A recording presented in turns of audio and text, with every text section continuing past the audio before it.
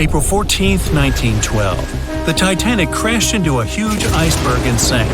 Yep, we've covered that. But what if this time we use the ice to bring the ship to the surface?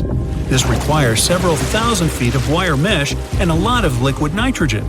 Our goal is to put the Titanic in a huge block of ice that will raise the ship to the surface. Now to do this, you need to wrap the wreck in a wire mesh and cover it with liquid nitrogen. The first problem you face is the inability to wrap the ship completely. You need to somehow lift the ship a little to put the mesh under it. Let's say that by some miracle you manage to do so. Next, you need to transport hundreds of large tanks of liquid nitrogen. You're underwater, opening the tanks, and it's so cold that the icy water of the Atlantic Ocean looks like it's boiling. The nitrogen just sizzles, dissipates, and certainly doesn't create a block of ice around the mesh. Alright, new attempt. Raise the Titanic with the help of huge magnets. For this, you need a large cruiser and some powerful magnets. You attach thick cables to the magnets and lower them to the bottom. Bright projectors illuminate the black ocean depths. Parts of the wreck are visible. The magnets descend lower and cling to the iron hull of the ship. The cruiser pulls the cables and magnets up. Some of them detach from the Titanic as the iron surface is covered with reefs and corals. Some parts of the wreck break away from the ship and rise. The power of the cruiser is not enough. One of the cables is torn. Not only the weight of the individual parts of the Titanic, but also the colossal water pressure interferes with the operation. The sunken ship can't be raised completely, only its small parts. In reality, there has already been an attempt to raise the Titanic in parts. The $5 million operation failed. Nylon slings were attached to a large part of the wreck. The other ends of the slings were connected to the diesel engines. For the entire operation, they used a mini submarine. A piece of the Titanic weighing 21 tons was pulled up, but one of the slings broke because of the strong water pressure. Then, one by one, the other cables began to snap, and a huge piece fell back to the seafloor.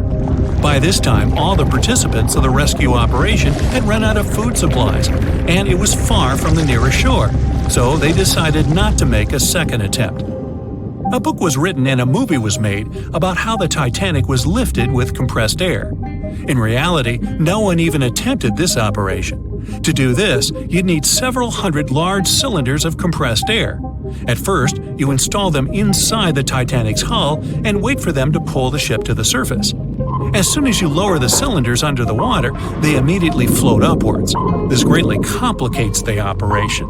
You need to fasten the cylinders with cables and pull them down to the bottom using a powerful submarine, or better yet, several of them. Because of the high pressure, the cylinders might burst. In this case, the blast wave would hit other cylinders and provoke a catastrophe. Too expensive and unsafe. The most expensive and complex plan to raise the Titanic is probably the one where scientists somehow extract hydrogen and oxygen from the ocean water. Then, these extracted elements must fill special containers. Those containers are attached to the ship, and the Titanic would rise to the surface. Even if you extract oxygen and hydrogen from millions of tons of water, the rest of the ocean water will replace it. A machine that will be capable of such filtering should cost billions of dollars. Or you can come up with a chemical element that will use a chain reaction to purify all the water. In this case, the entire world ocean will be left without vital oxygen. Someone once suggested blowing up the Titanic. You'd need to lower several boxes of dynamite to the ocean floor. The boxes must be completely sealed to prevent the dynamite from getting wet. Next, you need to run several miles of wire conducting an electrical current to them. Once all this is done, you sail to a safe distance. Now, you're going to press the button to pass the current through the wire and activate the dynamite. 3, 2, 1, stop! Why would you do this? Even if it works, the wreckage of the Titanic will be scattered in all directions on the seabed. It will be impossible to lift the Titanic from the ocean. Imagine a huge hook that can fetch the Titanic and lift it from the bottom like a fish. This hook must be huge to pick up a sunken ship. Let's say you created it. Next, you're on a huge cruiser, sailing up to the crash site and lowering the hook down like an anchor. It falls right on the Titanic but doesn't cling to it. You need special equipment to attach a bus-sized hook to the Titanic. It would include a huge submarine with mechanical arms.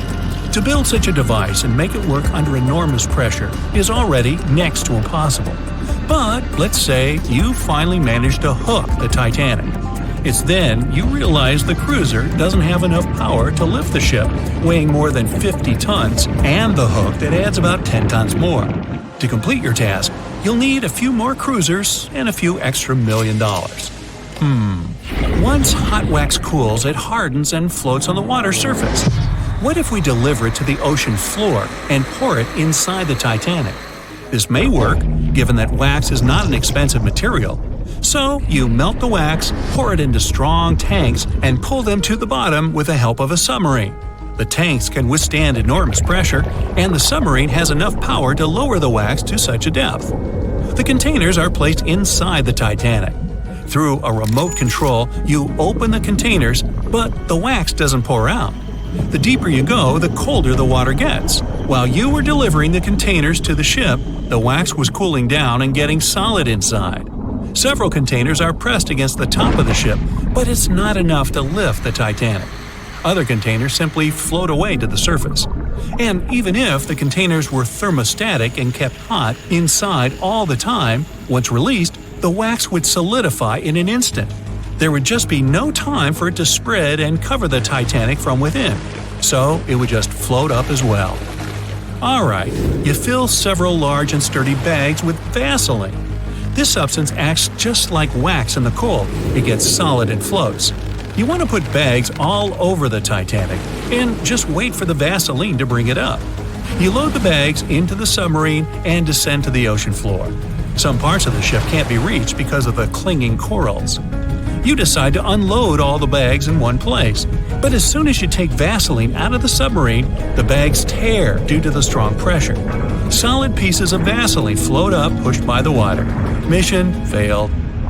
The craziest idea is to fill the Titanic with millions of ping pong balls.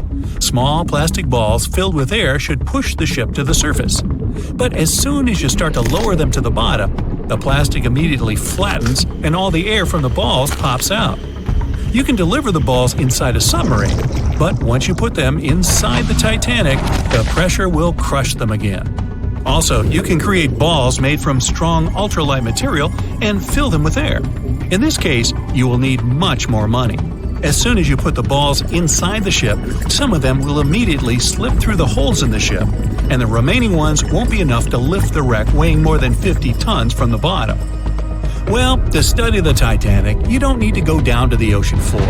On the internet, you can find a detailed 3D map that shows the wreck site, as well as the ship itself on the seabed. To get a realistic picture of the Titanic, researchers used sonar technologies and underwater robots, which took more than 10,000 pictures of the sunken ship. So, what do you think? Leave it alone? Yeah, me too. A beam of electric light pierces the darkness over the calm waters of the Atlantic Ocean. The Titanic is quietly making its way through the waves, its passengers asleep, when suddenly a monstrous white shape is caught in the light beam. The fateful iceberg is about to rend the side of the legendary ship.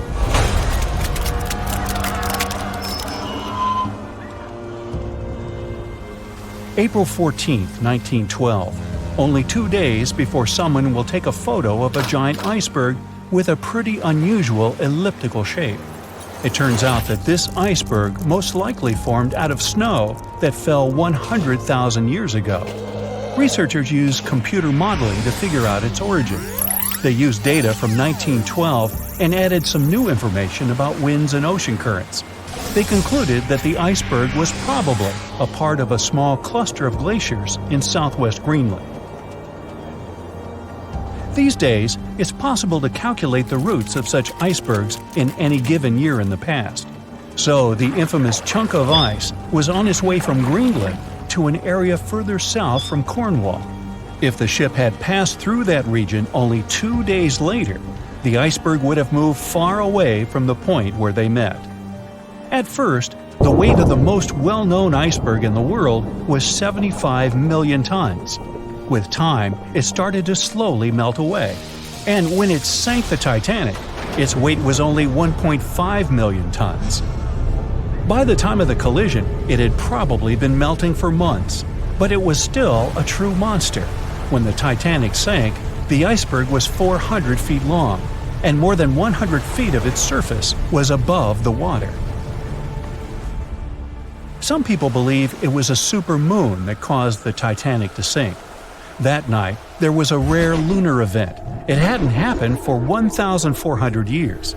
In normal conditions, the iceberg wouldn't have traveled so far south without melting and losing the largest part of its mass. But the supermoon could have been the reason for an unusually high tide that pulled the iceberg away from the glacier way faster than usual. There's a specific type of bacteria that slowly consumes the remains of the Titanic. Salt corrosion, ocean currents, freezing temperatures, plus this rust-eating microorganism might consume the entire wreckage. American actress Dorothy Gibson was aboard the Titanic. She survived, and when she arrived in New York, she started filming a movie called Saved from the Titanic almost right away. The movie was released only a month after the Titanic sank, and in the movie, she even wore the same shoes and clothes she had during the actual disaster. The movie was a big success at that time, but the only known copy was destroyed in a fire. 14 years before the Titanic sank, a novella called Futility had been published, and it seemed to have predicted the whole event. The plot centered around a fictional ship called the Titan that sank during its voyage. The Titan was almost the same size as Titanic, and they both went to the bottom in April. The reason was hitting an iceberg, too. Both the real and fictional ships were described as unsinkable, and both of them had the legally required number of lifeboats, which, as it turned out later, were nowhere near enough. We've seen it in the movie, but there were some real-life love stories happening on the Titanic, too. 13 couples even took a trip on the Titanic as part of their honeymoon. One of the couples owned Macy's department store in New York. Once it became clear the Titanic was rapidly sinking, the woman refused to go into a lifeboat without her husband. But he didn't want to join her while there were still women and children who he thought had to go first. Then his wife gave her coat to her maid. She insisted that the maid should get into the lifeboat, and she wanted her to be warm. As for the woman herself, she decided to stay with her husband till the end. Some people believe Titanic sank because of a mummy, not an iceberg. It all started around 1000 BCE with a mysterious woman who lived in Egypt, in the City of Thieves. People knew little about her, but they called her a priestess. Her mummy was put in a wooden sarcophagus and covered with a large lid with the image of her face and some mystical inscriptions. This place had been hidden until the first half of the 19th century, when a group of locals accidentally came across it. They disturbed her peace. No one knows how, but the mummy disappeared that day without a trace. A couple of decades later, a group of rich friends from England traveled to Egypt and found the empty mummy casket with the image of the priestess, whose dark eyes seemed to be looking into the void. They decided to buy it, but the buyer disappeared the same night before he even got the case. All members of the group had some accidents. The casket changed its location a couple of times until it, as some believe, ended up on the Titanic. It took more than 70 years for a robot submarine to find the ruins of this legendary ship. The wreck lies nearly 13,000 feet under the surface of the Atlantic Ocean, split into two halves. Why did the liner break apart? No one knows exactly. Some think it happened because of the water that got inside when the ship collided with the iceberg. The pressure was so powerful it separated two parts of the vessel, starting with the ship's bottom structure. Others say it was because of the hull rivets. They had a high concentration of slag or smelting residue, and that's something that can cause the metal to split apart. The ship generally had many flaws, starting with the design. The watertight bulkheads weren't completely sealed on top. This allowed the water to flow between the compartments and, in the end, sink the vessel. The iron of the ship's rivets and steel of the hull ended up ruined because of high sulfur content, cold temperatures, and high speeds. The steel shattered and the rivets popped out quite easily. Because of this, Titanic sank 24 times faster than it would have otherwise. If the ship had hit the iceberg head-on instead of ramming it with its side, it would have probably stayed afloat. How come the crew members didn't have binoculars? It would have surely helped them spot the iceberg on time and maybe even avoid the disaster. But the binoculars on the Titanic were locked in a storage cabinet. Only one crew member had the key, and he had been transferred off the ship right before it set sail. He later said he hadn't remembered to hand over the key. But even without the binoculars, the ship might have had some time to change course and avoid the collision if the crew had gotten some warning. But that's the thing, someone did warn them. About an hour before the incident, a ship that was relatively close to Titanic, the SS Californian, sent a message to inform them it had stopped because of dense ice field. But the warning never got to the Titanic's captain. Some experts say it was because the radio operator didn't think it was that urgent. And later, the SS Californian said they didn't get a call for help from the Titanic because their radio operator was off duty. Some say the crew on the Titanic couldn't spot the iceberg on time because of an optical illusion. Atmospheric conditions that night probably caused super refraction, which could have camouflaged the berg. After all, no one actually saw the iceberg until it was too close to the ship to somehow avoid the crash. Not even a whole minute passed between the moment they saw the iceberg and the collision. It was only 37 seconds, and it took Titanic 2 hours and 40 minutes to disappear below the ocean's waves.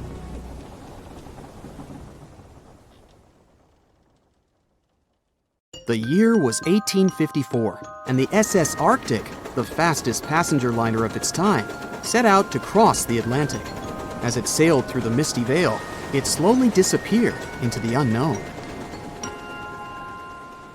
The Collins Line, an American shipping company, was started in 1818 and only began seriously trading in the transatlantic by 1835. Its steamships crossed the Atlantic from Liverpool to New York within just 10 days.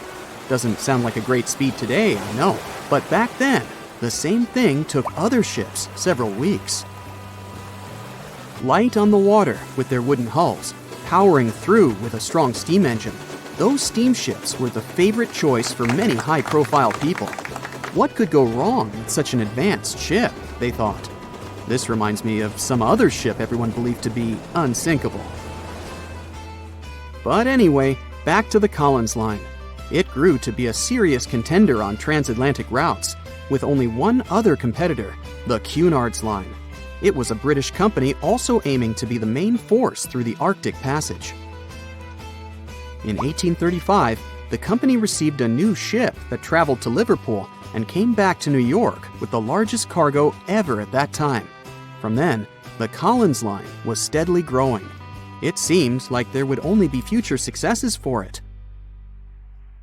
Unfortunately, their lavish ships became costly to run with the amount of coal used.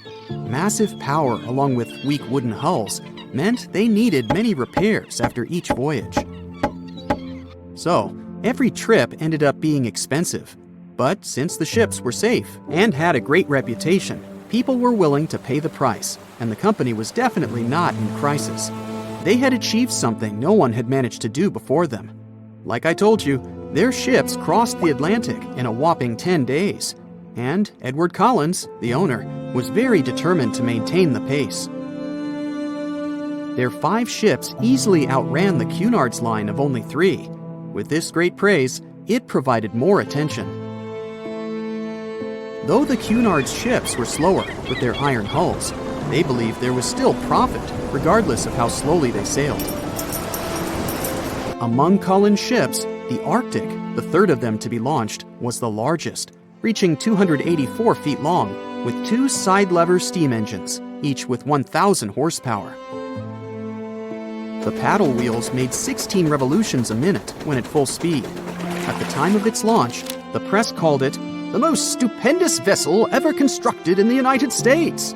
But glamour and fame couldn't avoid what would come next. On the 27th of September, the Arctic was on its journey from Liverpool to New York, continuing a speed pace through the thick fog. It's possible that by that moment, after 4 years of record-breaking trips, the crew became overconfident with their sailing and the ship. Going only 50 miles from Newfoundland, they carelessly continued through the fog with no radio contact, sonar, or any other form of identifying objects, equipped only with Morse code. A smaller ship, the SS Vesta, which operated as a fishing vessel, often worked around Newfoundland. It was passing through the same path as the Arctic and crashed into its side.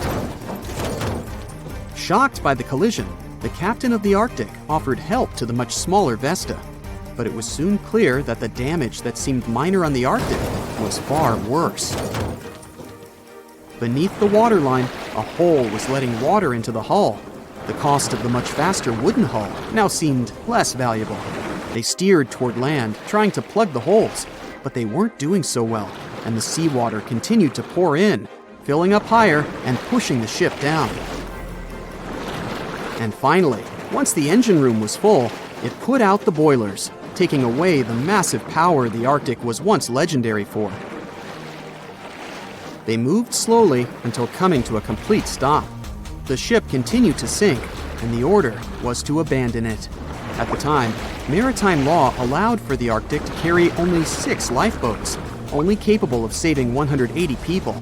The crew and some of the passengers managed to push their way aboard and took most of the seats on those boats. Things were pretty wild, and everyone forgot about their manners, not letting the ladies and the youngest ones board first. It took 4 hours for the Arctic to sink. 150 crew and 250 passengers were on board. Those that weren't able to find a lifeboat made a desperate attempt to build their own rafts from parts of the ship. 2 days later, only 3 boats made it safely to the shore. The other 3 were never found. Believe it or not, the rescue party also saved some people that had been clinging to the wreckage for 2 days. Unlike the crew, the captain went down with the Arctic, but amazingly survived. He would be only one of 85 people that made it, out of the 400 on board. When the news arrived 2 weeks later, the public responded with great sadness to the losses. Great anger soon followed towards the poor safety measures and the crew. The press published demands to change the laws for more lifeboats. It only made sense to have enough for every person on board a ship. But they ignored those requests. This neglect would lead to more disasters in the future. Enough lifeboats would only come into maritime law some 60 years later, after the disaster of the Titanic.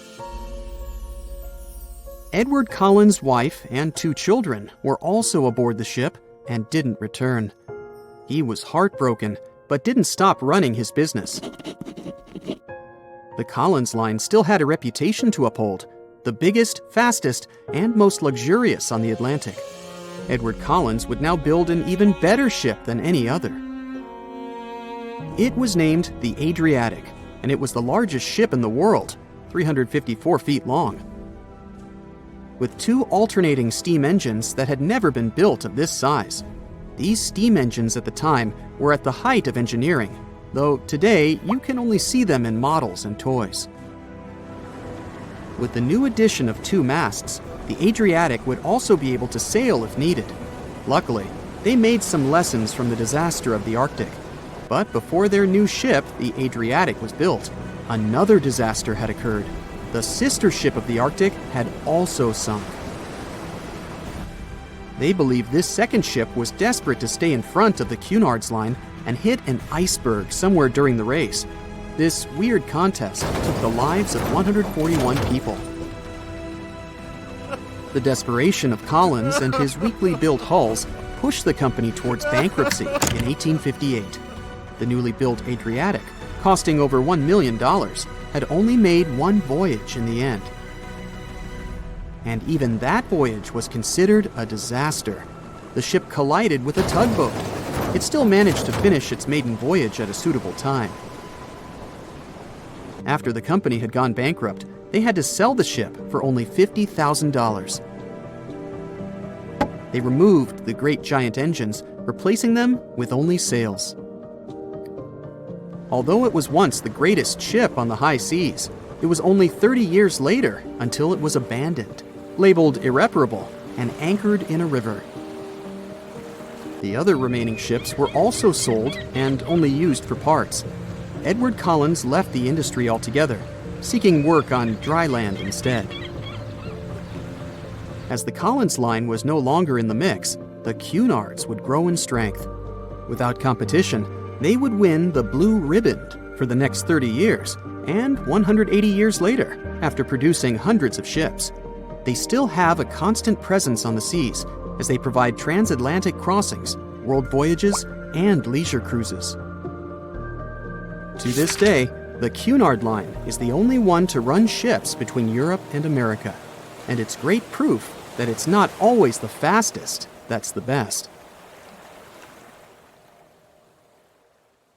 Titanic sank on April 14, 1912, and all of the passengers' belongings and ship's paraphernalia went down into the deep, dark waters with it. These objects patiently waited to be discovered until 1985. Titanic sank fast, and there seemed to be almost nothing left from the ship. Yet divers in small submarines managed to retrieve plenty of artifacts from the wreckage. If you wonder what those surprising items look like, hey, join me. A number of museums have collections of Titanic items rescued by divers or donated by survivors and their relatives. And some of those items are even sold at auction. So if you're ready to spend a pretty penny on an exclusive artifact, hey, why not? The first artifact on my list is a pocket watch belonging to a Titanic passenger, John Chapman. John and his wife Elizabeth were on their honeymoon. When the ship hit the iceberg, Elizabeth was offered a seat on a lifeboat next to her friend Emily Richards. There was a problem, though. Mr. Chapman couldn't enter the lifeboat. Elizabeth turned to her friend Emily and said, "Farewell. If John can't go, I won't go either." Now, that's what I call true love. After a short time, the ship went under.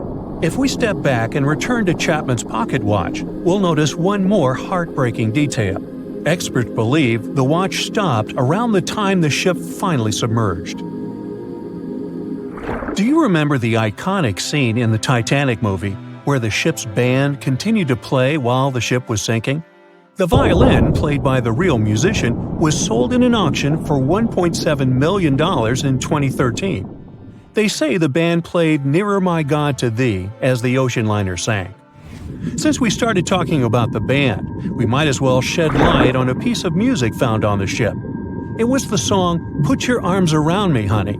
Considering the fact that paper gets ruined almost instantly when it meets with water, it's a miracle to see those documents. Another saved paper document is the lunch menu. The first-class passengers wore their beautiful dresses and enjoyed their meals without knowing that it was their last lunch. This unique item was auctioned for $122,000.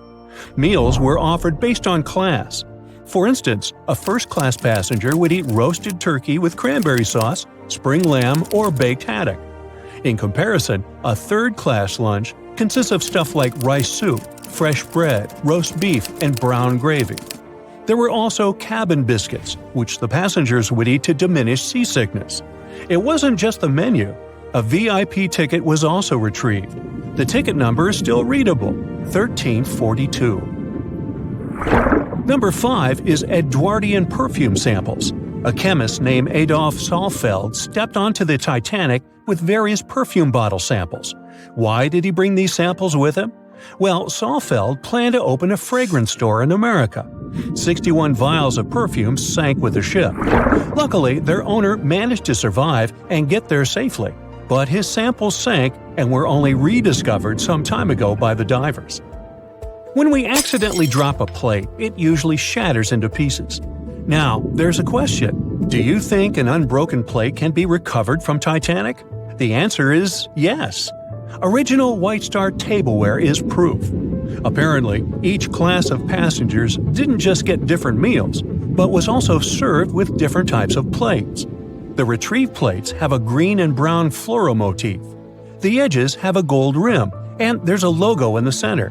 By the way, they're sold at auction, and you can find them online. Let's carry on with touching personal stories.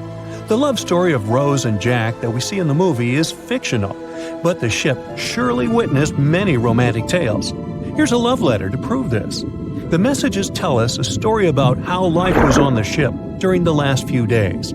It was written by Kate Buss on April 10th. She mentioned how seasick she felt and other things, such as she was supposed to go to dinner in a half an hour. This letter wasn't the only letter divers took to the surface. For example, there's the letter Esther Hart wrote to her little daughter Ava. It was sold at auction for £119,000. This letter is probably the last letter written on board, since it was completed only 8 hours before the tragedy. The letter is not that damaged because it was in the pocket of Esther's husband's coat. Another letter we can mention is Dr. John Simpson's letter. Those words were the last words that he wrote to his mother. Let me introduce you to Edith Rosenbaum. She was on the ship with her lucky toy pig. Edith had been severely injured in an accident before she sailed on the big ship. The toy was a present from her mother as moral support for her recuperation process. It was actually a music box in the shape of a pig. Edith used it to calm frightened young people in the same lifeboat. The next item on the list is the scout whistle of Lillian Winifred Bentham. She was a second-class passenger. On that terrible night, Lillian was in her stateroom. She didn't believe that the Titanic could sink. After all, it was the unsinkable ship. Her friend came to her and convinced her to hop into a lifeboat. Only then did she realize how serious the situation was. Moments later, she saw the ship break into 2 parts. As the lifeboat floated into the night, Lillian saw a crewman who was also rescued. Without a second thought, she wrapped the man with her fur coat. It was freezing, so she probably saved the man's life by doing that.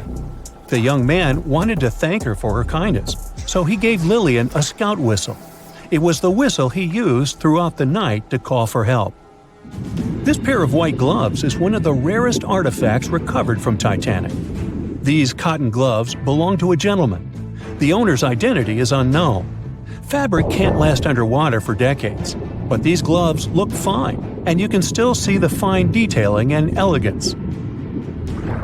An alarm bell has also been found. Yes, that's the famous bell, the one that rang to warn people about the iceberg. Frederick Fleet and Reginald Lee were on lookout duty the night of the accident. Both of them survived. Fleet was the one who saw the iceberg before the ship struck it. What's ironic is that Fleet and Lee didn't have access to binoculars. They were stored in a locker in the crow's nest, but the key to the locker was in the pocket of a crew member who was reassigned to another ship at the last minute and didn't leave the key. They could have seen the iceberg sooner if they had had pairs of binoculars. If they had had it, the Titanic could have gotten out of the way. Divers discovered not just belongings of passengers or the crew, but also pieces belonging to the ship itself. Our next artifact is the Grand Staircase. Some parts of this iconic structure are recovered from the wreck. Turns out that this staircase became a meeting spot among first-class passengers. If they wanted to visit the Turkish baths for a spa day or eat dinner, they met at the staircase and went together. This staircase was a sign of how luxurious some parts of Titanic were. Another miraculously saved object that belongs to the ship is its plan. It was one of the most expensive artifacts sold at auction. The plan is around 30 feet wide. What else? The logometer was also discovered. It's a device used to check the sailing speed of the ship and the distance it covers. The experts say that from the start at noon on April 14th, the device logged 268 nautical miles. And there's more. A giant chunk of hull, known as the Big Piece, was also found. This fellow weighs 15 tons. The larger portholes were for the cabins, and the smaller ones were for the restrooms. This piece was found in 1994, but it was in 1998 when it was successfully taken out. After all these years spent underwater, it was swarming with sea life. Still surprisingly, the portholes still had glass. Now, let's assume you were a diver and you could only take out one of these objects. Which one would you pick? They said it was the most technologically advanced ship. They said it was unsinkable. And when it sank, they made a movie about it. These were the main reasons why the Titanic disaster became world famous. But unfortunately, this is not the only large-scale shipwreck. And sadly, there have been cases much worse than the tragedy of the Titanic. One of them occurred on April 27, 1865. The Sultana steamboat carried passengers and cargo daily between St. Louis and New Orleans. It was a pretty large wooden boat with 3 decks and was 260 feet long and 70 feet wide, almost twice the size of a basketball court. The ship could carry about 350 passengers, but on that unfortunate day, more than 2,000 people were on it. On April 23rd, she was making a routine voyage from New Orleans when it broke down. Something was wrong with the boiler, so the vessel docked in Vicksburg for repairs. At the port, the ship's captain, James Cass Mason, found out about an excellent opportunity to earn a lot of money. All he needed to do was to transfer a large group of former prisoners to the north. The captain agreed to do it, but the problem was that the boiler required a lot of time to repair. Mason was afraid that his competitors would take the job, so he decided to sail despite the malfunction the ship had. He patched up the holes in the boiler instead of a big repair and invited all the ex-prisoners on board. So, there was a broken boiler, an excess number of passengers, a lack of lifeboats, and not the best river conditions. Also, the captain refused to send the ex-prisoners to the hold, so they were all with ordinary passengers. There were strong chances for a shipwreck, but the greedy desire to earn more money was stronger. The Sultana went on a voyage and sailed up the river for 2 days. At this time, one of the biggest Mississippi floods in history began. The river overflowed its shores because of the flood, with the water level rising several feet. All the trees on the shore disappeared, and only the tops were sticking out of the water. The ship sailed opposite this powerful current, making the boiler work too hard. On the evening of April 26th, the Sultana arrived in Memphis, Tennessee, and they loaded even more, 120 tons of sugar and 200 passengers. She got incredibly heavy. Around midnight, the ship continued its dangerous journey. The captain sailed to barges to load a shipment of coal. At 1 a.m., the vessel left the barge. At 2 a.m., the broken boiler, unable to withstand the load, suddenly exploded. The Sultana was just 7 miles north of Memphis. Few people survived that day. The problem was that passengers trying to escape from the fire jumped into a cold river with a strong current. The Sultana disaster is considered the most tragic shipwreck in the history of the United States. The exact number of those who didn't survive is still unknown. According to various sources, this number was from 961 to 1,800 people. Don't be surprised that almost no one knows this story. There were many more survivors in the Titanic tragedy, and everybody heard about it. But the Sultana sank during one high-profile event. 12 days before the shipwreck, the country lost Abraham Lincoln. People hadn't yet recovered from this news, so no one paid much attention to the tragedy of the Sultana. Many catastrophes happened quite recently by historical standards. One of them occurred in 2002. The ferry La Jula was a Senegalese vessel. The ferry sailed twice a week, mainly along the coast of Dakar, carrying passengers who traded mango and palm oil. It made daily voyages and never faced severe problems thanks to modern rescue equipment and good repair service.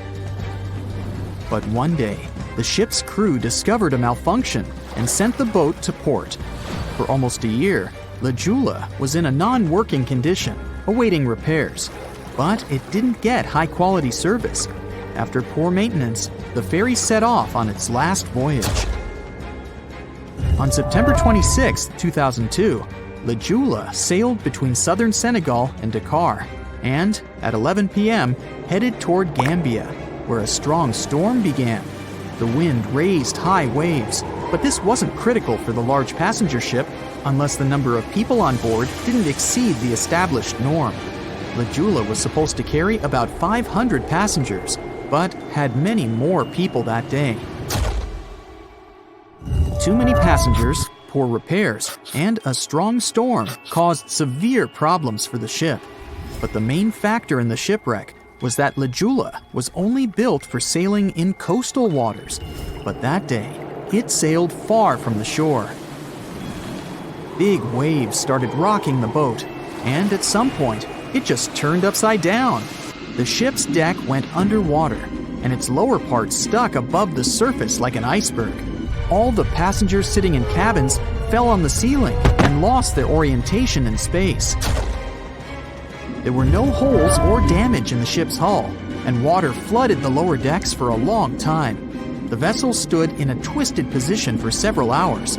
Then, the boat began to sink when the water seeped through the deck and hold. The ocean was warm, but no one came to save the passengers. People had to wait almost 4 days to be rescued. Unfortunately, only a few managed to survive. The Philippines is a very dangerous area for ships. This place consists of several thousand islands and a vast area with shallow water. Ships can run aground and damage the hull with reefs and pitfalls. On September 20th, 1987, one of the most terrible disasters in navigation history occurred there. A Philippine passenger ferry called Dona Paz left one of the islands and sailed toward Manila. The sun was shining, the ocean was calm, and the visibility was good. But for some reason, the crew members didn't notice how the tanker Vector was approaching them. The two ships collided at low speed.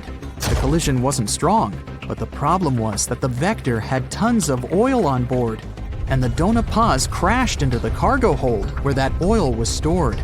So it spilled all over the ocean, and then a spark slipped through.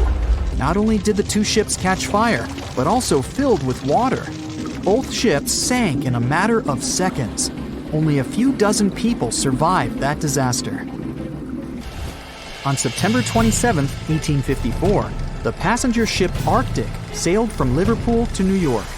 The fog came rolling down, and visibility got really bad. Another boat appeared out of the thick white haze, the French steamer Vesta. The ships were close enough to each other that a collision was inevitable. The French vessel was smaller, so it seemed to the Arctic's captain that Vesta had received a lot of damage. And while he was staring at the other ship, his boat got quickly filled with water. The captain gave the order to sail to the shore as fast as possible, but the ship's engines stopped working because of the flood. Then the ship's crew started to lower lifeboats with women and kids. Still, when rescuers found lifeboats with people, it turned out that only 87 out of 400 people survived, 65 crew members and 22 passengers. Surprisingly, there were only grown men among them. The ship's captain survived by clinging to the wreckage. All newspapers wrote about this story as one of the most terrible and shameful tragedies in navigation history. The survivors were criticized because they didn't save women and kids, and the crew members were accused of violating the law, since the safety of passengers should be higher than the safety of sailors. But despite this, none of them were brought to responsibility. Unfortunately, shipwrecks still occur to this day, but fortunately, there are fewer of them than before, thanks to modern navigation systems and radar. But no technology can guarantee there won't be a super strong storm or any other emergency that no one can foresee.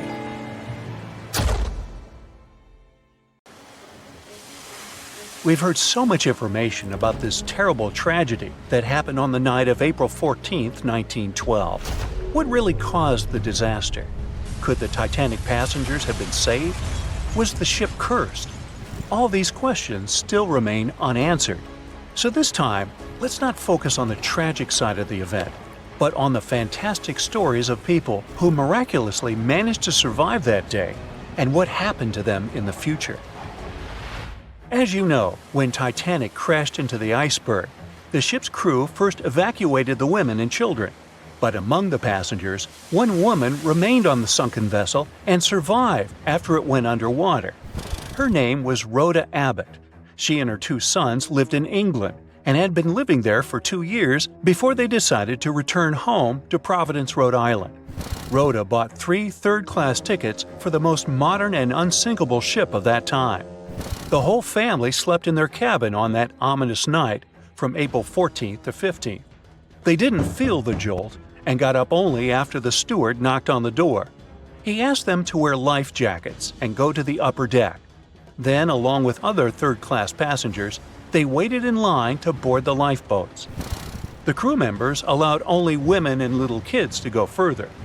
Still, the brothers negotiated with the team and walked their mother to the lifeboat. All 3 went to the last lifeboat, but the crew asked the sons to leave since not all the women had been evacuated. Rhoda didn't want to leave her sons, so she decided to stay with them. She left the boat and hugged the boys. By this time, the ship was sinking into a stern-up position. The deck tilted. Rhoda tried to hold her sons but couldn't. She slapped off the deck and fell into the icy water. From there, she swam to the lifeboat that was washed away from the deck. Rhoda climbed aboard and watched the Titanic go under the water. Unfortunately, she was unable to save her 2 sons. Besides her, there were 13 people in the boat. But in the end, no one except Rhoda survived. A few hours later, the ship Carpathia arrived and found a nearly frozen Rhoda in the boat. The vessel arrived almost 3 days later in New York, where Rhoda was hospitalized, and she lay there for about 2 weeks. Swimming in cold water caused her asthma, which remained with her for life. Later, she admitted that she hadn't regretted that she had refused to evacuate with other women because she got a little extra time to spend with her sons that night. Another survivor of Titanic was Violet Jessup. She boarded the ship not as a passenger, but as a working staff. She was hired by the White Star Line, which was looking for people to serve wealthy clients on the new luxury liner. And on April 10th, after an interview, Violet boarded the Titanic. The first days of work went as usual, but then the ship crashed into an iceberg. In the beginning, no one panicked and didn't even want to believe that the unsinkable boat could go down. But while the people on the upper deck were having these conversations, water flooded the ship's hold. Violet, along with other stewards, helped people evacuate. One of the ship's commanders ordered Violet to get into the boat first to show everyone else it was safe. She obeyed and spent several hours there until rescuers came for the survivors. But the most exciting thing in this story was that before the Titanic, Violet had already been in another shipwreck. The ship where she worked as a steward collided with another vessel at sea. All the people were saved, and Violet got a job on the Titanic a few years later. But even after the famous shipwreck, she didn't change her profession and went to the Britannic Floating Hospital. And you know what? It also sank. Violet managed to survive for the 3rd time, but this didn't scare the girl. After all these events, she continued her work on other ships. She survived 3 shipwrecks and got a name for this, Miss Unsinkable. One of the bravest passengers of the Titanic was the ship's chief baker, Charles Jogan. On the night of April 14th, he woke up after the collision with the iceberg. During the few hours as the ship was sinking underwater, Charles helped the passengers. First, he ordered his bakers to supply all rescue boats with food, then helped the crew evacuate the passengers.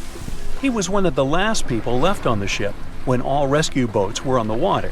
But still, he continued to save people's lives. Charles started to throw deck chairs overboard so people could hold on to them. Then, when half of the Titanic went down, he lowered into the icy water, where he noticed a capsized rescue boat. Charles boarded it and waited a few hours until rescuers appeared.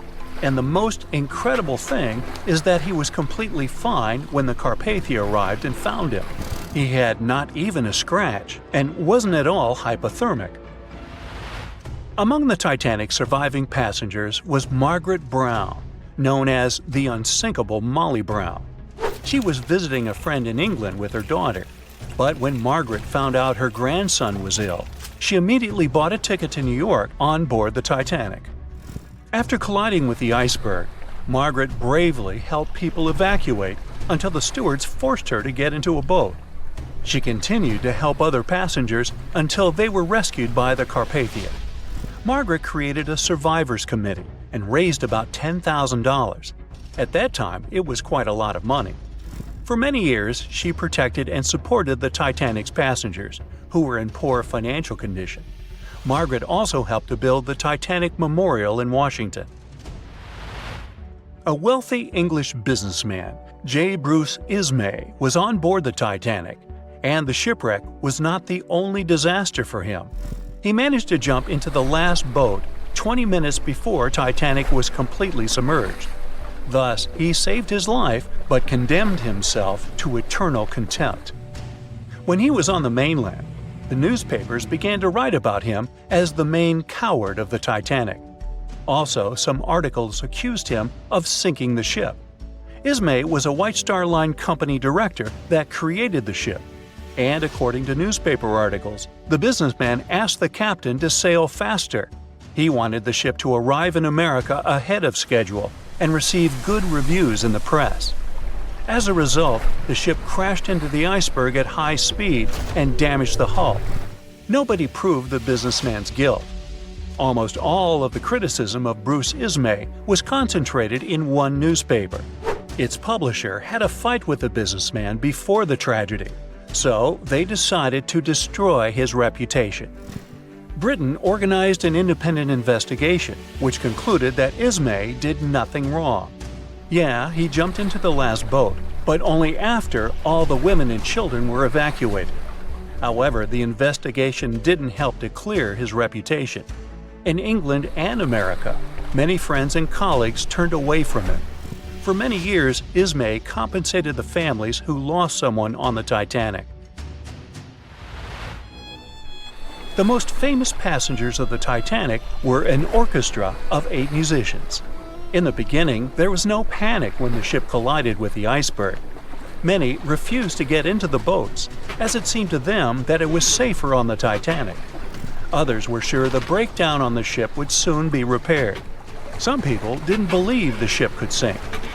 A minor panic began when everyone realized a catastrophe was imminent.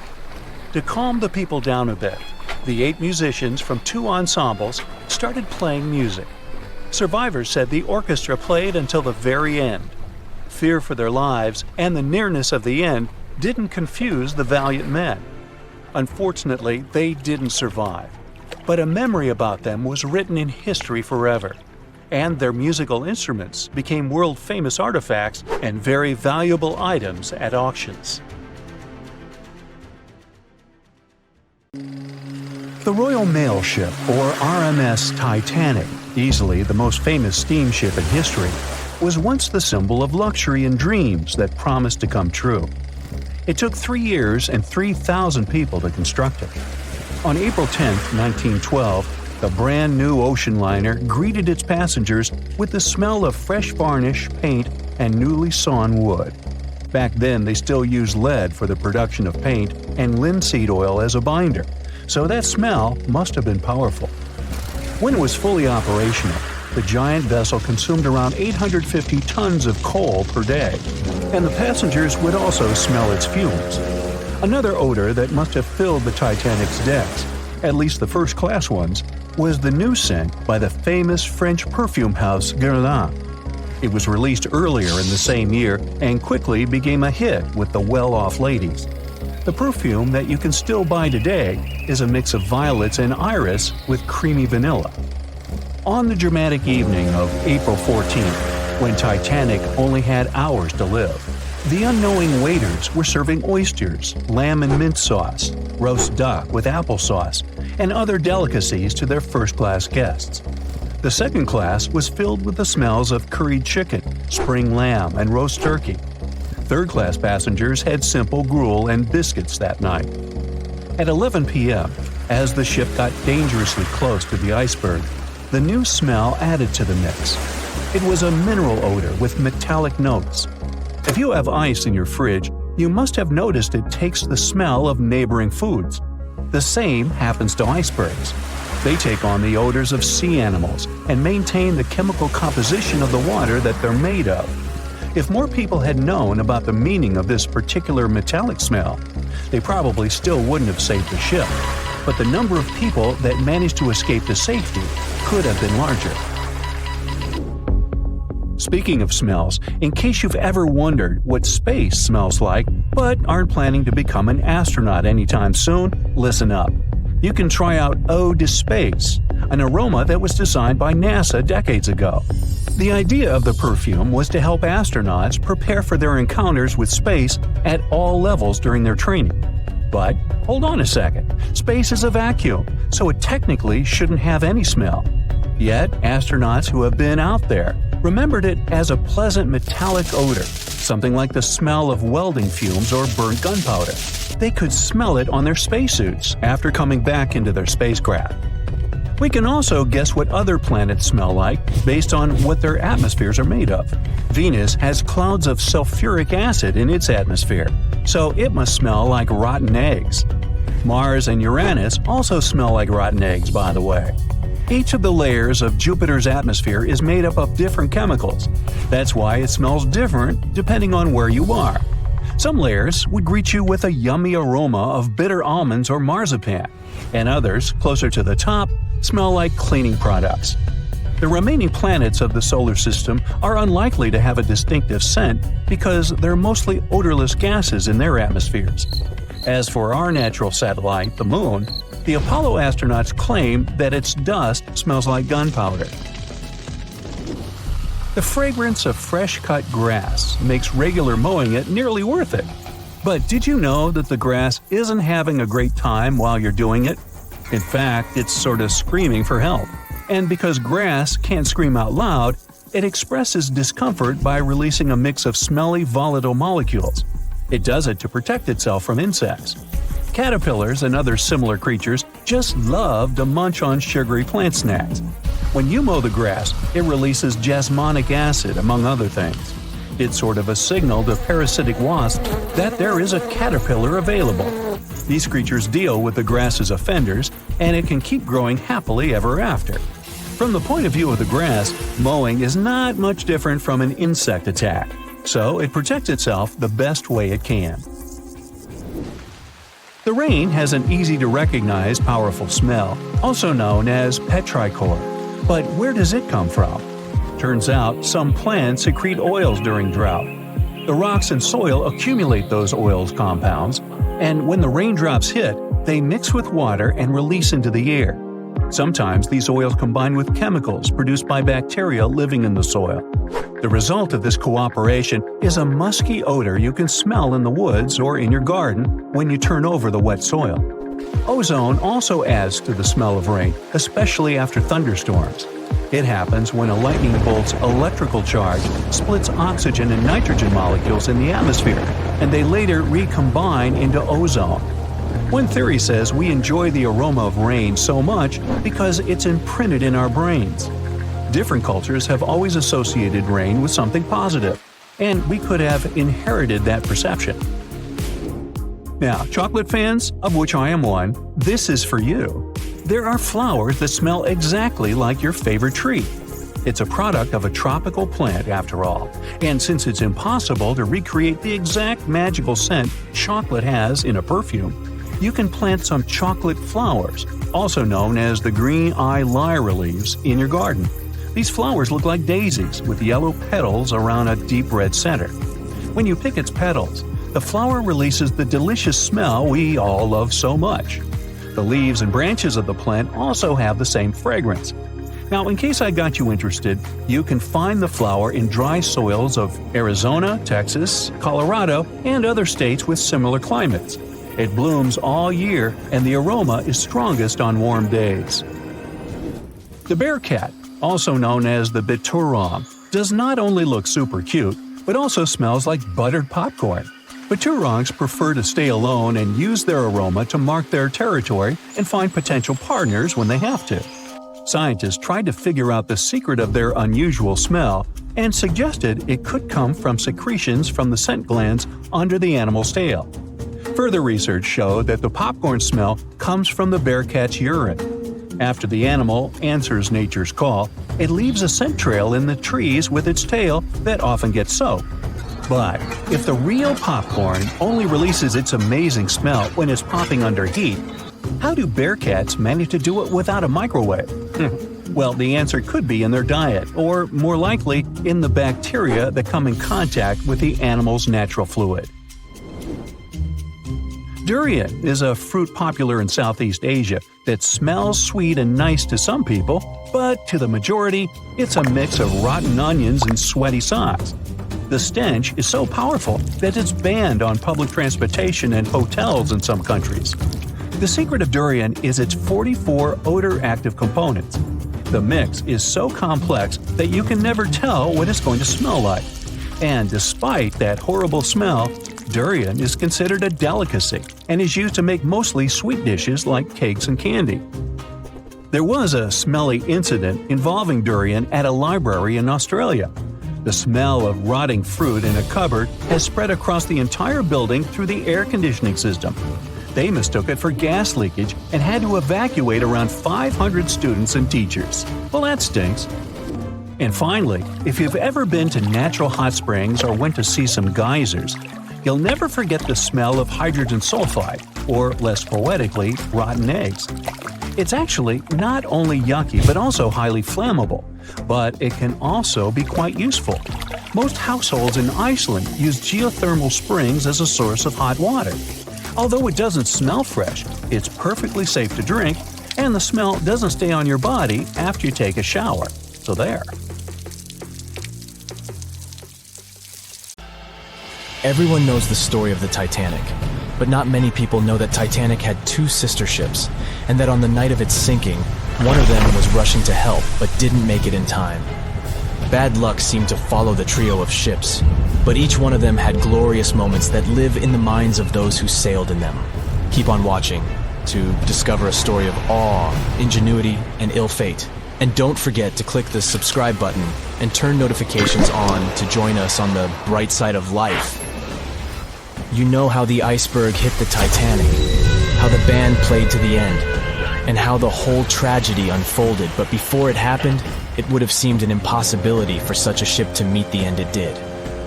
None of that could have been foreseen by White Star Line, the company who built the Titanic, who had high hopes for what the unsinkable ship and its sister ships, the Britannic and the Olympic, would accomplish. The Olympic was the first of the trio to make sail on June 11, 1911, heading towards New York. The sheer size of it would wow the crowds. The Olympic's maiden voyage went without incident, and a crowd of 8,000 people in New York got to explore its luxurious accommodations while it was docked there. There were high expectations for the massive ship, but just around 2 months later, the Olympic crashed with the HMS Hawke. The Hawke got the brunt of the damage, as the bow was left flat as a pancake. After the crash, the Olympic made its way slowly back to Belfast, where the Titanic was being constructed. On the dock, people could see the two enormous ships side by side, as parts of the Titanic were used to put the Olympic back in shape. A rare sight to behold. And on April 14, 1912, the Titanic hit an iceberg, and minutes later, the crew radioed nearby ships for help. That night, the Olympic was returning from New York when it received the distress signal. The ship turned around and rushed at full speed towards the Titanic, but they were so far away that they would have arrived next night. At some point during the early hours of April 15, 1912, the crew of the Olympic decided they wouldn't make it in time and stopped course. The survivors of the Titanic were eventually rescued by the Carpathia. Olympic was set up with lifeboats for all crew and passengers after the Titanic sank. It went from having 20 lifeboats to 64. Changes were also made to the watertight bulkheads, and an extra hull to construct a type of double hull was installed. It was determined that a double hull would have kept the Titanic from sinking. For several years, Olympic was used in the war effort against Germany. Throughout the years, Olympic carried over 200,000 passengers, which included thousands of Americans fleeing from Europe and troops battling during World War I. One of the most significant moments for this ship was when it struck a German submarine and sank it. It was discovered that the submarine was preparing to fire a torpedo on the Olympic before Olympic rammed it. The Olympic ended up sailing the seas for 3 decades, which earned her the nickname of the Old Reliable, despite some previous accidents. It went on to help the survivors on the HMS Audacious when it was sinking, and do what it couldn't for its sister, Titanic. Eventually, bad luck caught up with the Olympic. The ship crashed with the Nantucket Lightship, and the crash signaled the beginning of the end. Beaten up, and after years of service, the Olympic was demolished and scrapped for parts. The old Reliable saw many years of service and thousands of passengers, but the Britannic's journey was shorter-lived. When the Titanic sank, White Star Line was faced with a problem since they already had another enormous ship in the works. White Star Line began construction on the HMHS Britannic on November 30th, 1911, around 4 months before the Titanic sank. Although the Britannic was the youngest of the trio of ships, having been constructed last, it was also the biggest. They intended to name it Gigantic, but after the Titanic's disaster, they changed the name to Britannic, since they considered it to be a lucky name. With the Titanic sinking, the White Star Line underwent rigorous investigation, and many changes were made to the Britannic's design. The Britannic looked very similar to the Titanic, and it had what was at the time the largest marine turbine in the world, able to reach faster speeds than the Olympic. With Titanic's fate fresh in their minds, everything possible was done to ensure the safety of this newer ship. The Britannic was eventually launched on February 26, 1914, almost 2 years after Titanic met its end. After the Titanic's disaster, the White Star Line wanted the Britannic to redeem their name. The Britannic was on its way to becoming a successful ship. It transported passengers for over a year and a half when the British government requisitioned it and turned it into a hospital ship during the beginning of World War I. The ship became an even more impressive sight to look at. It was painted all white, with enormous red crosses on its side to indicate it was a hospital ship. One of the ship's surgeons, Dr. J.T.H. Beaumont, thought of it as the most wonderful hospital ship that ever sailed the seas. It could treat as many as 3,309 patients at once. This is how the Britannic became His Majesty's Hospital Ship, or HMHS Britannic. Though the sight of this magnificent ship must have put a smile on a wounded soldier's face or two, the Britannic didn't operate for long. Just a year after it was turned into a hospital ship, the Britannic was making its way through the Aegean Sea to pick up wounded soldiers, when it was struck by a loud explosion. The passengers didn't know what had happened, but headed to the deck to disembark. It is unclear what hit the Britannic, but the general consensus is that it was struck by a mine left by a German U-boat, though some still believe a torpedo hit it. The captain tried to move the ship to a beach close by, but the ship was sinking fast. In the desperation, against the captain's orders, several crew members launched lifeboats and disembarked. But since the ship was moving and the propellers working, the lifeboats were sucked and destroyed by the propellers. Though so much effort had gone in to ensure the Britannic was safer than the Titanic, whatever explosion occurred left the Britannic in the same dire condition as the Titanic in just 10 minutes. In a cruel twist of fate, it also sank in the ocean. Unlike Titanic's enormous death toll, only 30 people perished in the sinking of the Britannic, and over 1,000 survived. So many people survived because the accident happened in the morning, when the temperature of the water was warmer and the Greek island Kea was close by to offer help. In the end, the Britannic only sailed the seas for over 2.5 years. The bad luck that followed the Titanic and the Britannic and the accidents and demise of the Olympic was remarkable. But what was most impressive is that there was a woman who sailed on all 3 ships and survived. Violet Jessup was a crew member and nurse aboard the ships. She was there when the Olympic collided with the HMS Hawk in 1911 and disembarked safely. 2 years later, she escaped the sinking of the Titanic in lifeboat number 16, and she showed some women it was safe to board the lifeboats. You'd imagine that would be enough to keep her from ever getting on a boat again, but not for her. A few years later, she served as a nurse in the Britannic while it was used as a hospital ship. When the explosion occurred, Violet jumped overboard, was pulled under by the water, and hit her head on the keel but survived. Can you imagine her experience? She must have had nerves of steel. All in all, the trio of ships saw journeys of triumph and tragedy. Ill fate might have followed them, but all the survivors were left with incredible stories to tell. So tell us, Brightsiders, would you have liked to have seen any of these ships in real life? Let us know in the comments section. Don't forget to give this video a like, share it with your friends, and click subscribe to stay on the bright side. We know Titanic from so many stories, even a movie, but now we have its first full-sized digital scan. And nope, It's not like those models from before, where we mostly imagined what the ship was supposed to be like. This time we got a real digital scan. A team of experts really mapped the deep sea floor around the Titanic together with the ship itself.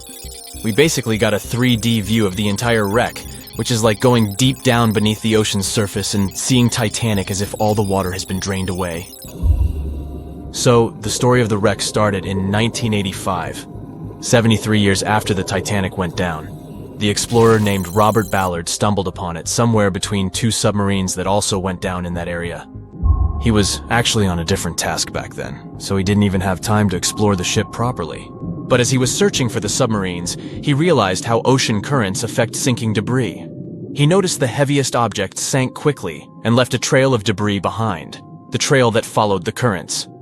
Using this knowledge, Ballard made a hypothesis the Titanic had broken in two and left a debris trail as it sank. Before he found the wreck, everyone thought the ship just went down in one piece after hitting an iceberg. So everyone knew where the ship was so the adventure could start, or not. It was hard to explore it. The ship is enormous, and the dark depths of the ocean make it really difficult to capture its whole body in one go. So we mostly relied on glimpses of the decaying ship, and had to settle with teasing scattered parts of the whole picture and filling it up with speculations and stories. But in the summer of 2022, we finally got something different. A team of experts from Magellan Loaded, a company specializing in mapping the deep sea, teamed up with Atlantic Productions, who were making a documentary about the project. They embarked on a mission to capture the complete view of the Titanic. They used submersibles. Those are vehicles that go underwater, remotely controlled by a team of skilled explorers. These submersibles dove deep into the ocean. It wasn't an easy job. They spent over 200 hours collecting information about the entire length and breadth of the wreck. It was like a real-life treasure hunt. But instead of finding gold and jewels, they took something even more precious. Over 700,000 images of the Titanic from every angle possible. Yup, they took photos of every tiny part of the ship, even the not-so-interesting bits most of us would usually skip. Even mapping the muddy parts was an important part, because it helped fill in the gaps between the more exciting things they discovered. And this was a way for all of us to finally get a detailed 3D reconstruction. Even though it's been more than 100 years, you can still recognize the bow of the Titanic, covered in rust that hangs down like stalactites. On top of the bow is the boat deck, where a big hole gives us a glimpse into the empty space where the grand staircase once stood, like a window into the ship's glamorous past. Its stern is now a wild mess of twisted metal. As the Titanic went down, this part collapsed and spiraled into the seabed. The bow and the stern ended up separated by about 2,600 feet. There's a vast field of debris surrounding this giant, stuck on the seafloor.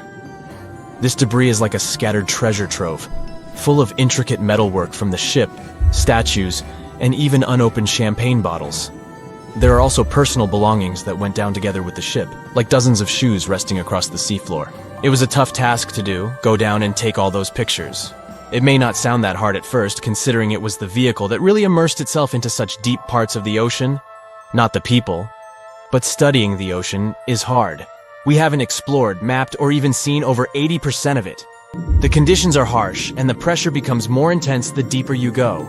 And their vehicle had to dive down to nearly 13,120 feet below the surface. That's like 12 Eiffel Towers stacked on top of each other. Plus, you have strong currents in that area, so it was probably like trying to navigate through a watery maze.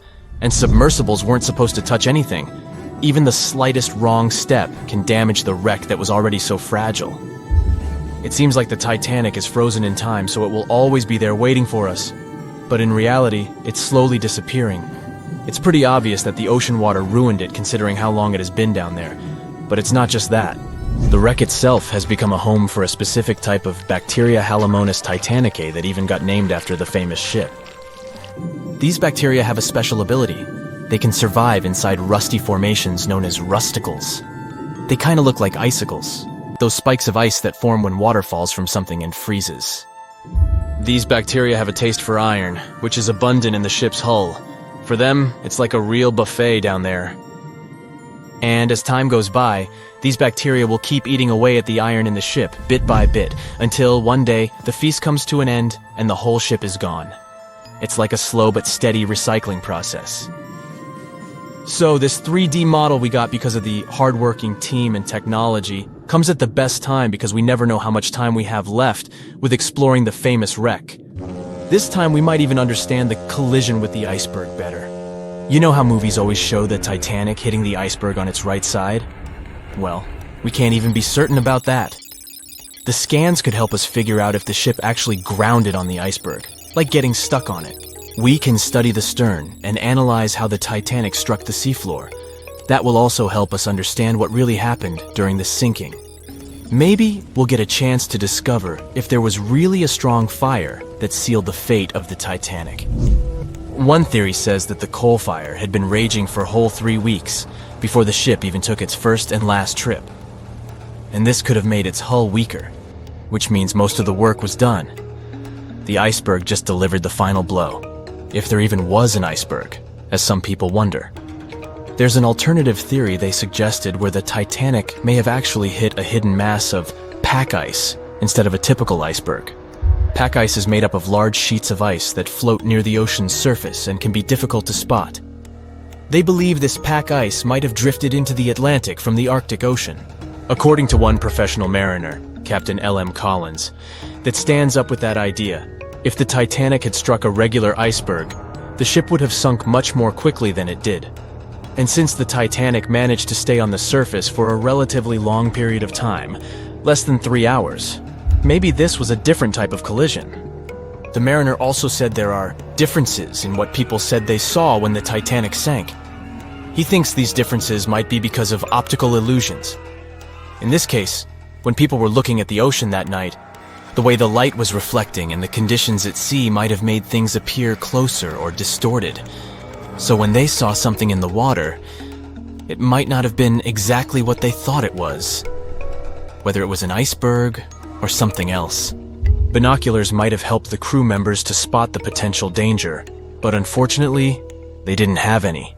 It appears they were locked inside a cabinet, and no one knew where the key was. It was 11:39 at night when the Titanic's lookout shouted, "Iceberg, right ahead!" Swift action on the bridge to reduce speed and change the ship's course didn't help, and you already know how the story ends. Since then, we've regarded what happened to Titanic as a once-in-a-lifetime event. Is it though? The Titanic sank in 1912. Forget about fancy GPSs or weather satellites. At the time, ships were responsible for warning each other about the location of icebergs, like a "hey man, trust me on this" situation. Then the Titanic disaster happened. To call it a disaster is an understatement, so specialists felt the need to form an organization to avoid this kind of accident happening again. That's why, a year later, they created the International Ice Patrol, or IIP for short.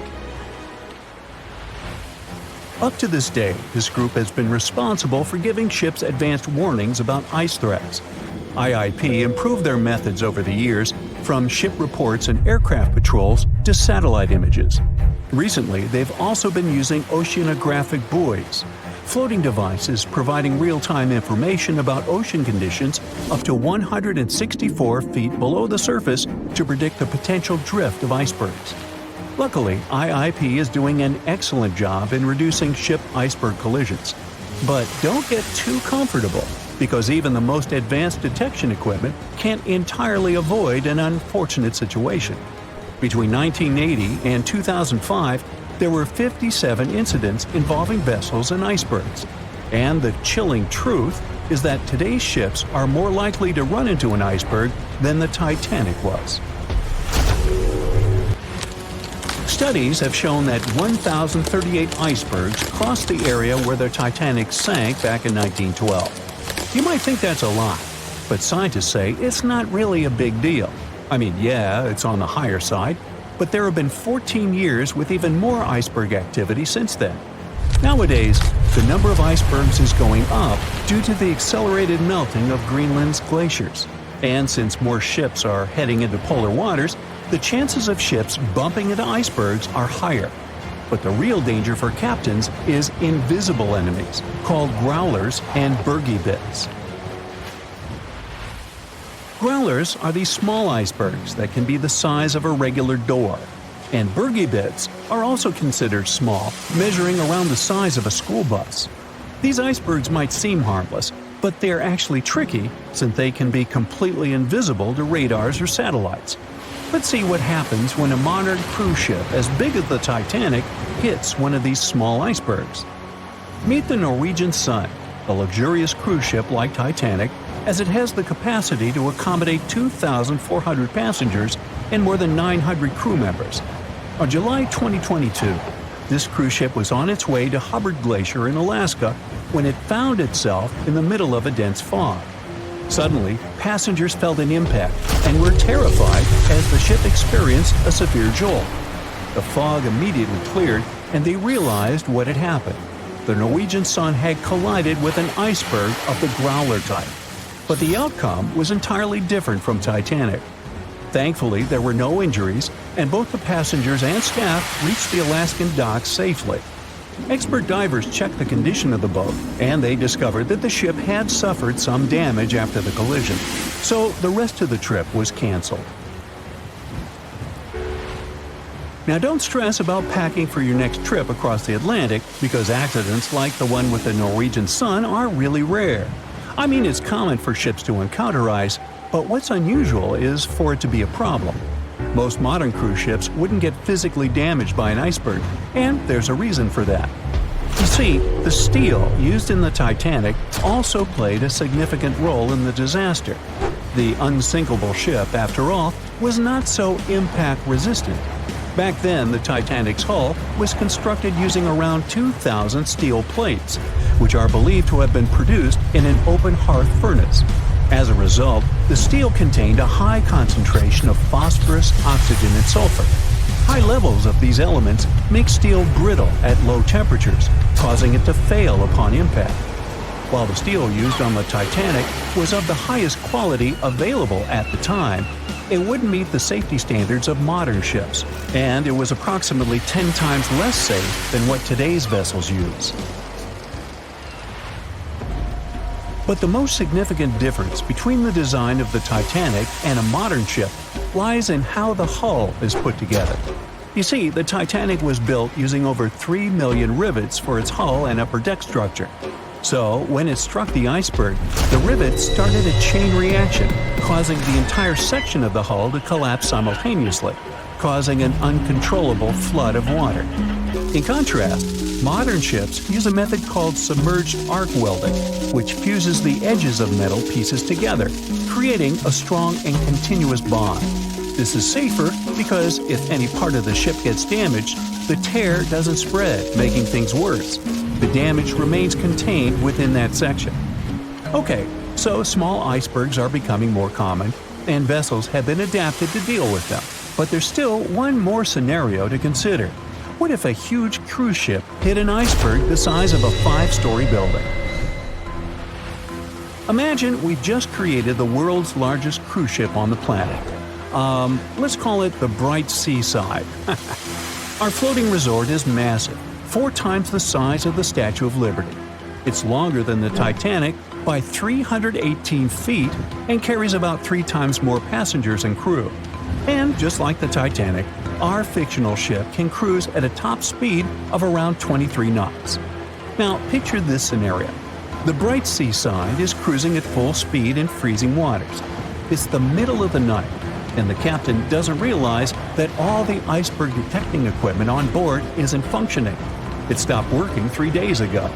It's very foggy out there, and the lookout also fails to spot a 45-foot tall iceberg. If that whole situation played out, and the ship smacked into the iceberg head-on, well, it could potentially lead to a sinking. But you can see how unlikely that is, right? That's why experts are quite confident in saying that ice isn't likely to sink modern cruise ships. It's also worth mentioning that safety measures have improved a lot since Titanic. A modern large vessel can take days to sink, which provides enough time to keep everyone safe. Crews are definitely better prepared to handle evacuation procedures, and passengers should also go through safety training before cruising. I know, it is annoying to do that when all you want to do is drink a lemonade or some other beverage by the pool. But, all these safety tips are what saved the MS Explorer from becoming a modern Titanic. You see, back in 2007, all 154 people on board this Antarctic cruise ship managed to get into lifeboats after the ship hit an iceberg. Now imagine their panic as they waited for help for 4 hours. The crew did an excellent job in keeping everybody safe, no doubt.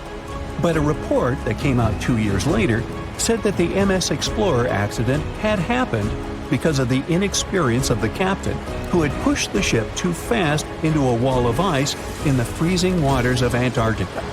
That means that no matter how much tech a ship's got or how fancy its materials are, if you've got a careless captain and a crew that doesn't know how to handle an iceberg hit, yep, a disaster similar to Titanic could happen again. But hey, you shouldn't stress over it. Trust the professionals and keep in mind the odds. In the last 30 years, the MS Explorer was the only cruise ship that sank thanks to an iceberg, and everyone survived. So kick back and enjoy your sea vacation. If I asked you to name the most famous shipwreck of all time, you'd go with the Titanic, right? The Atlantic Ocean, the hope for new life, heartbreaking love stories. It had it all to become a blockbuster. But I guess you've never heard of SS Princess Alice that submerged in the sewage of the River Thames, taking between 600 and 700 lives with it. Life in 19th century Victorian London wasn't easy, especially for working class folks. Affordable public transport and bank holidays made it a bit easier. The people could escape to the coast on a train or pleasure boat, even if it was just for a day.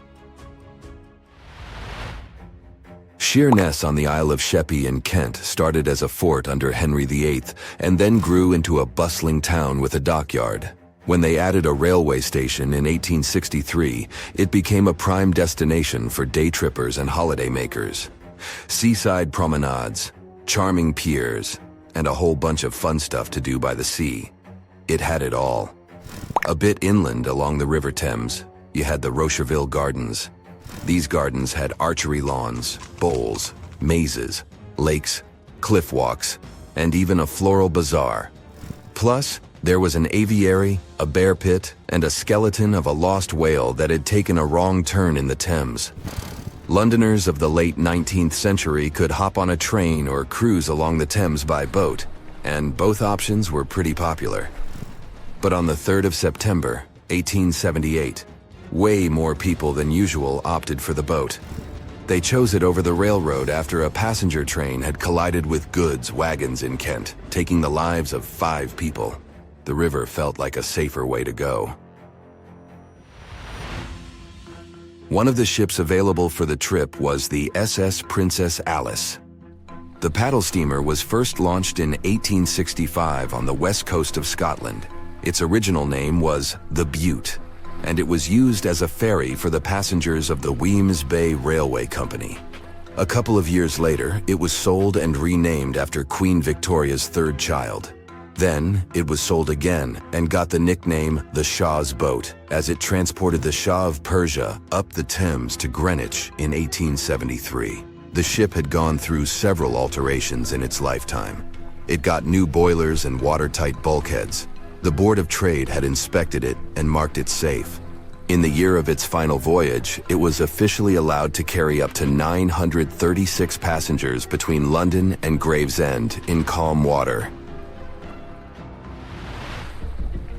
On the day of the tragedy, Princess Alice was on what was called a moonlight trip downstream from Swan Pier near London Bridge to Sheerness, Kent and back.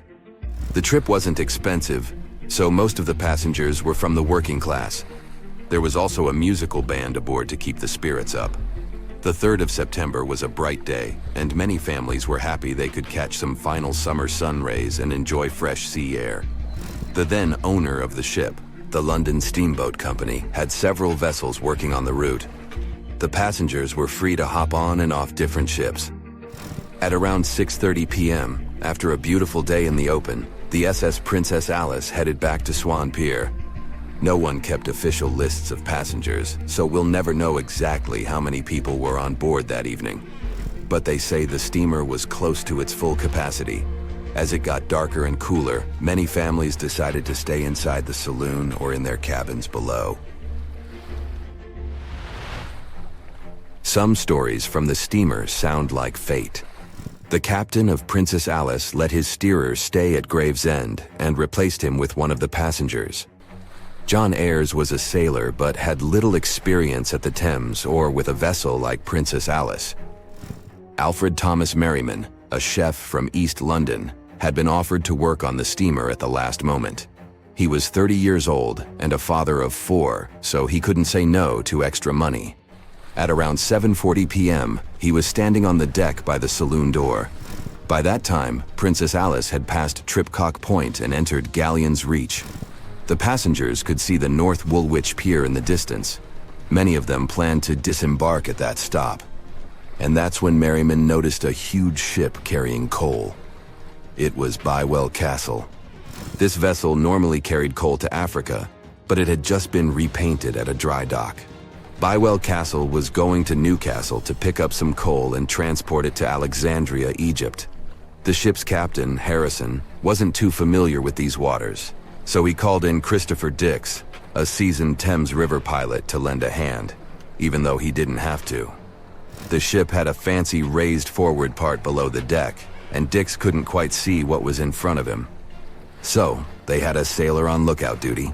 As they set sail from Millwall at the speed of 5 knots, 5.7 miles per hour, they tried to stick to the middle of the river, but other boats had other plans. When they were approaching Galleon's Reach, Dick spotted Princess Alice's red port light, headed their way, but planning to pass on the right side. At the same time, Grinstead, the captain of Princess Alice, was going against the river's flow, trying to find the smooth waters on the south side. He adjusted his course, steering into Bywell Castle's path. Both crews realized they were headed for a collision. Dix tried to steer clear and even ordered reverse full speed on the engines, but it was too late. The Bywell Castle collided head-on with the Princess Alice, which was much smaller, weighing less than a third of the 890-ton coal-carrying collier. It sliced the passenger steamer in two. As Merriman remembered later, laughter on board immediately changed into screaming and panic. Some people rushed to the bridge for safety. Merriman hurried to the captain, asking what to do next. The captain's response was grim. "We are sinking fast. Do your best." The ends of the steamer went high into the air, and the middle just sank, taking passengers with it. Those unfortunate ones who were below deck were tragically trapped. The impact caused tons of untreated sewage to gush from outlets near the collision site. The water became a frothy mess of unprocessed waste with a horrible odor. It was potent enough to make even the most resilient sailors retch. Amid the chaos, passengers struggled for life in the contaminated water. They inhaled lungfuls of hazardous waste without knowing. The crew aboard the Bywell Castle sprang into action. They dropped ropes from their deck, urging Princess Alice's passengers to climb aboard. Anything that could float, from planks to barrels, was tossed into the water to serve as flotation devices for those in need. Other members of their team launched a lifeboat, saving 14 people. Nearby boats, moored along the riverbanks, joined the mission, plucking survivors from the water. Many of Princess Alice's passengers didn't know how to swim, and it was even trickier for ladies wearing long, heavy dresses. Merriman was among the lucky ones who could swim. He first held on to a piece of wreckage, and then, when others got to it, swam away and caught onto a rope hanging over the side of the Bywell Castle. They managed to save around 130 people this way. Another survivor was Robert Haynes, who played in the Princess Alice band. He was fond of ships and had noticed the Bywell Castle a couple of minutes before the collision. He chose not to follow the rest of the band, who went downstairs for a break, and that saved his life. Princess Alice's sister ship, Duke of Teck, arrived 10 minutes too late to assist with the rescue efforts. Only 2 people who had been below deck or in the saloon managed to survive the collision. We still don't know the total count of lives taken on that day. but it's somewhere between 650 and 700. And what makes this story even more tragic is that it has been mostly forgotten.